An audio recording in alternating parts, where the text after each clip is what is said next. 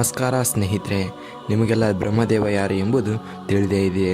ಆದರೆ ಬ್ರಹ್ಮದೇವ ತನ್ನ ಮಗಳನ್ನೇ ಮದುವೆಯಾಗಿದ್ದು ಏಕೆ ಹಾಗೂ ತನ್ನ ಸ್ವಂತ ತಂದೆಯನ್ನೇ ಮದುವೆಯಾಗಲು ಸರಸ್ವತಿ ದೇವಿ ಒಪ್ಪಿಕೊಂಡಿದ್ದೇಕೆ?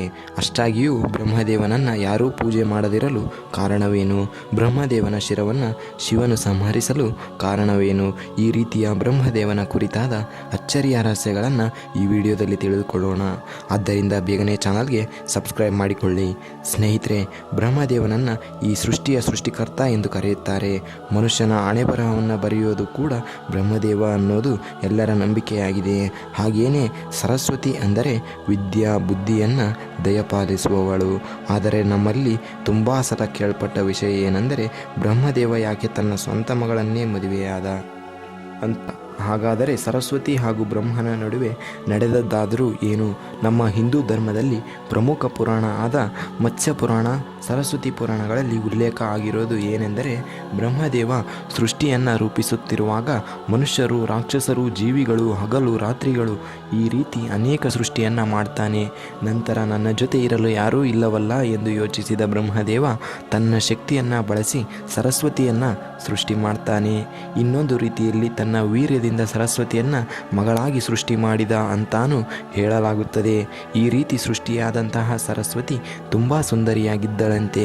ಸರಸ್ವತಿ ದೇವಿಯನ್ನು ಸೃಷ್ಟಿ ಮಾಡಿದಂತಹ ಬ್ರಹ್ಮದೇವನೇ ಅವಳನ್ನು ನೋಡಿ ಅಚ್ಚರಿಪಟ್ಟಿದ್ದನಂತೆ. ಅಷ್ಟರ ಮಟ್ಟಿಗೆ ಸರಸ್ವತಿ ದೇವಿ ಸುಂದರವಾಗಿದ್ದಳಂತೆ. ಹೀಗೆ ಸರಸ್ವತಿ ದೇವಿಯನ್ನು ಕಂಡು ಅವಳ ಚೆಲುವೆಗೆ, ಅವಳ ಸೌಂದರ್ಯಕ್ಕೆ ಸೋತು ಸ್ವತಃ ಬ್ರಹ್ಮದೇವನೇ ತನ್ನ ಮಗಳಾದಂತಹ ಸರಸ್ವತಿ ದೇವಿಯನ್ನು ಪ್ರೀತಿಸಲು ಶುರು ಮಾಡಿದನಂತೆ. ತನ್ನ ದೃಷ್ಟಿಯನ್ನು ಸರಸ್ವತಿ ದೇವಿಯ ಮೇಲೆ ಹರಿಸಲು ಪ್ರಾರಂಭಿಸಿದನಂತೆ. ಬ್ರಹ್ಮದೇವನ ಈ ವರ್ತನೆಯನ್ನು ಕಂಡಂತಹ ಸರಸ್ವತಿ ದೇವಿಯು ಬ್ರಹ್ಮನ ಪ್ರೀತಿಯ ಉದ್ದೇಶ ಅರ್ಥವಾಗಿ ಬ್ರಹ್ಮದೇವನ ದೃಷ್ಟಿಯಿಂದ ತಪ್ಪಿಸಿಕೊಳ್ಳಲು ಪ್ರಯತ್ನಿಸುತ್ತಿದ್ದಳು. ಇನ್ನೊಂದು ವಿಷಯವೇನೆಂದರೆ, ನೀವೆಲ್ಲರೂ ತಿಳಿದಿರೋ ಹಾಗೆ ಬ್ರಹ್ಮದೇವನಿಗೆ 4 ತಲೆಯ ಬದಲಾಗಿ 5 ತಲೆ ಇತ್ತಂತೆ. ಹೀಗೆ ಬ್ರಹ್ಮದೇವನ ದೃಷ್ಟಿಯಿಂದ ತಪ್ಪಿಸಿಕೊಳ್ಳಲು 4 ದಿಕ್ಕಿನಲ್ಲೂ ಅಡಗಿ ಕುಳಿತಿದ್ದಳಂತೆ. ಸರಸ್ವತಿ ಯಾವ ದಿಕ್ಕಿನಲ್ಲಿದ್ದರೂ, ಯಾವ ದಿಕ್ಕಿಗೆ ಹೋದರೂ ಬ್ರಹ್ಮದೇವ ಅದನ್ನು ಕಂಡು ಹಿಡಿಯುತ್ತಿದ್ದನಂತೆ.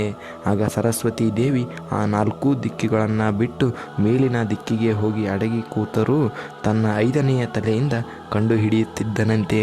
ಇದರಿಂದ ಸರಸ್ವತಿ ದೇವಿಯು ಬೇರೆ ದಾರಿಯೇ ಇಲ್ಲದೆ ಬ್ರಹ್ಮದೇವನ ಜೊತೆಗೆ ಮದುವೆಯಾಗಲು ಒಪ್ಪಿಕೊಂಡಳಂತೆ. ಸರಸ್ವತಿ ದೇವಿಯನ್ನು ತನ್ನ ಮಗಳು ಸಹ ಎಂದು ನೋಡದೆ ಸರಸ್ವತಿಯ ಅಂದಕ್ಕೆ ಮರುಗಾಗಿ ಮದುವೆಯಾಗುತ್ತಾನೆ. ನಂತರ ಅವರಿಬ್ಬರು ಒಂದು ಸ್ಥಳಕ್ಕೆ ಹೋಗಿ 100 ವರ್ಷಗಳ ಕಾಲ ಪತಿ ಪತ್ನಿಯರಂತೆ ಜೀವಿಸಿದ್ದಾರೆ. ಹೀಗೆ ಅವರಿಬ್ಬರ ಸಮ್ಮಿಲನದಿಂದ ಅವರಿಬ್ಬರಿಗೂ ಮನು ಎಂಬ ಮಗುವಿನ ಜನನ ಆಗುತ್ತಂತೆ.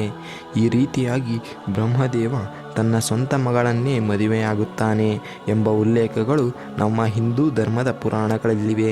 ಹೀಗಾಗಿ ಮತ್ತೊಂದು ವಿಷಯವೇನೆಂದರೆ, ಬ್ರಹ್ಮದೇವನನ್ನು ಯಾಕೆ ಯಾರೂ ಕೂಡ ಹೆಚ್ಚಾಗಿ ಪೂಜಿಸುವುದಿಲ್ಲ?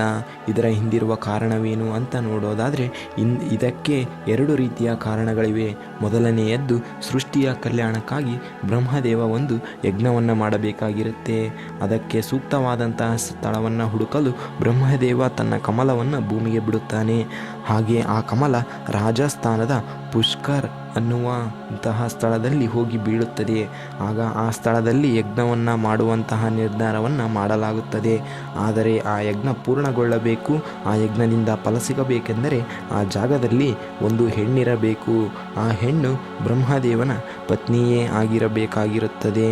ಆದರೆ ಬ್ರಹ್ಮದೇವನ ಪತ್ನಿ ಸರಸ್ವತಿ ಅಲ್ಲಿಗೆ ಬರೋದು ತುಂಬ ತಡವಾಗಿ ಬಿಡುತ್ತೆ. ಜೊತೆಗೆ ಯಜ್ಞದ ಸಮಯವೂ ಕೂಡ ಮೀರಿ ಹೋಗುತ್ತೆ. ಆ ಸಮಯದಲ್ಲಿ ಬ್ರಹ್ಮನಿಗೆ ಏನೂ ತೋಚುವುದಿಲ್ಲ. ಆಗ ಬ್ರಹ್ಮ ಮತ್ತೊಂದು ಹೆಣ್ಣನ್ನು ಮದುವೆಯಾಗಿ ಆ ಯಜ್ಞವನ್ನು ಅಲ್ಲಿ ಪೂರ್ಣಗೊಳಿಸುತ್ತಾನೆ. ಆ ಸಮಯಕ್ಕೆ ಅಲ್ಲಿಗೆ ಬಂದಂತಹ ಸರಸ್ವತಿ ದೇವಿಯು ಬ್ರಹ್ಮನು ಬೇರೊಂದು ಹೆಣ್ಣನ್ನು ಮದುವೆಯಾಗಿರೋದನ್ನು ಕಂಡು ಕೋಪಗೊಂಡು, ನಿನ್ನನ್ನು ಈ ಲೋಕದಲ್ಲಿ ಯಾರೂ ಸಹ ಪೂಜಿಸುವುದಿಲ್ಲ, ಯಾವ ಕಾರ್ಯಗಳಲ್ಲೂ ನೀನು ಅವರಿಗೆ ನೆನಪಾಗುವುದಿಲ್ಲ ಎಂದು ಶಾಪವನ್ನು ಕೊಡುತ್ತಾಳೆ. ಆದರೆ ಬ್ರಹ್ಮದೇವ ಮತ್ತೊಂದು ಮದುವೆಯಾಗಿದ್ದು ಲೋಕ ಕಲ್ಯಾಣಕ್ಕಾಗಿಯೇ ಎಂದು ತಿಳಿದಾಗ ಸರಸ್ವತಿ ದೇವಿಯು ನೀನು ಯಜ್ಞವನ್ನು ಮಾಡಿದ ಸ್ಥಳದಲ್ಲಿ ಮಾತ್ರ ನಿನ್ನನ್ನು ಪೂಜಿಸಲಿ ಎಂದು ವರವನ್ನು ನೀಡುತ್ತಾಳೆ. ಇದು ಒಂದು ಕಾರಣವಾದರೆ, ಎರಡನೆಯದ್ದು ಪುರಾಣದ ಪ್ರಕಾರ ಬ್ರಹ್ಮದೇವ ಬ್ರಹ್ಮದೇವ ತನ್ನ ಸ್ವಂತ ಮಗಳನ್ನೇ ಮದುವೆಯಾದಂತಹ ವಿಚಾರವನ್ನು ತಿಳಿದಂತಹ ಶಿವನು ಕೋಪಗೊಂಡು, ಬ್ರಹ್ಮದೇವ ತನ್ನ ಮಗಳನ್ನು ಮದುವೆಯಾಗಿದ್ದು ಧರ್ಮದ ವಿರುದ್ಧ ಆಗಿದೆ. ಇದಕ್ಕೆ ನಿನಗೆ ಸಿಗುವ ಕರ್ಮವೇನೆಂದರೆ ನಿನ್ನನ್ನು ಇನ್ನು ಮುಂದೆ ಯಾರೂ ಕೂಡ ಪೂಜಿಸುವುದಿಲ್ಲ ಎಂದು ಶಾಪ ನೀಡಿದನು ಎಂದು ಹೇಳಲಾಗುತ್ತದೆ. ಈ ಕಾರಣಗಳಿಂದ ಬ್ರಹ್ಮದೇವನು ಸೃಷ್ಟಿಕರ್ತನೇ ಆಗಿದ್ದರೂ ತಾನು ಮಾಡಿದ ತಪ್ಪುಗಳಿಂದ ಅವನನ್ನು ಯಾರೂ ಕೂಡ ಹೆಚ್ಚಾಗಿ ಪೂಜಿಸುವುದಿಲ್ಲ ಎಂದು ಹೇಳಲಾಗುತ್ತದೆ. ಆದರೆ ಇಂದಿಗೂ ಕೂಡ ರಾಜಸ್ಥಾನದ ಪುಷ್ಕರ್ ಎಂಬಂತಹ ಸ್ಥಳದಲ್ಲಿ ಬ್ರಹ್ಮದೇವನನ್ನು ಪೂಜಿಸಲಾಗುತ್ತದೆ. ಅಷ್ಟಕ್ಕೂ ಬ್ರಹ್ಮದೇವನಿಗೆ ಮೊದಲು 5 ತಲೆ ಇತ್ತಂತೆ. ಆದರೆ ಬ್ರಹ್ಮದೇವನಿಗೆ 5 ತಲೆಯ ಬದಲಿಗೆ 4 ತಲೆಗಳಾಗಲು ಕಾರಣವೇನು? ಆದರೆ ಸರಸ್ವತಿ ದೇವಿಯನ್ನು ಮದುವೆಯಾಗಲು ಇಚ್ಛಿಸಿದ್ದಾಗ ತನ್ನ ಪೂರ್ತಿ ದೃಷ್ಟಿಯನ್ನು ಸರಸ್ವತಿ ದೇವಿಯ ಮೇಲಿಡಲು ಪ್ರಯತ್ನ ಪಟ್ಟಿದ್ದನು. ಸರಸ್ವತಿ ದೇವಿಯು ಯಾವ ದಿಕ್ಕಿಗೆ ಹೋದರೂ ಆ ದಿಕ್ಕುಗಳಿಗೆ ತನ್ನ ಒಂದೊಂದು ತಲೆಯನ್ನು ಕಳಿಸುತ್ತಿದ್ದನಂತೆ. ಆಗ ಸರಸ್ವತಿ ಬ್ರಹ್ಮನಿಂದ ತಪ್ಪಿಸಿಕೊಳ್ಳಲು ಶಿವನ ಹತ್ತಿರ ಹೋಗುತ್ತಾಳೆ. ಅಲ್ಲಿಗೂ ಬಂದಂತಹ ಬ್ರಹ್ಮದೇವನನ್ನು ಕಂಡಂತಹ ಮಹಾದೇವ ಶಿವನು ಬ್ರಹ್ಮನ ಮನದಲ್ಲಿದ್ದಂತಹ ಉದ್ದೇಶವನ್ನು ಅರ್ಥ ಮಾಡಿಕೊಂಡು, ನೀನು ಮಾಡುತ್ತಿರುವುದು ತಪ್ಪು ಎಂದು ಶಿವನು ಬ್ರಹ್ಮನಿಗೆ ತಿಳಿ ಹೇಳಲು ಪ್ರಯತ್ನಿಸಿದ. ಶಿವನ ವಿರುದ್ಧವಾಗಿ ಬ್ರಹ್ಮದೇವನ 5 ತಲೆಗಳು ಪ್ರಹಾರ ಮಾಡಲು ಪ್ರಾರಂಭಿಸಿದವು. ಆಗ ಅದರಿಂದ ಕೋಪಗೊಂಡ ಶಿವನು ಬ್ರಹ್ಮದೇವನ 5 ತಲೆಗಳಲ್ಲಿ 1 ತಲೆಯನ್ನು ನಾಶ ಮಾಡಿದನಂತೆ. ಬ್ರಹ್ಮದೇವನು 5 ತಲೆಗಳ ಬದಲಾಗಿ 4 ತಲೆಗಳನ್ನು ಅಂದಿನಿಂದ ಹೊಂದಿದ್ದಾನಂತೆ. ಸ್ನೇಹಿತರೆ, ಇದಾಗಿತ್ತು ಇಂದಿನ ವಿಡಿಯೋ. ಈ ವಿಡಿಯೋದಿಂದ ನೀವೇನಾದರೂ 1% ಆದರೂ ಕಲಿತಿದ್ರೆ ಈ ವಿಡಿಯೋಗೆ ಒಂದು ಲೈಕ್ ಮಾಡಿ.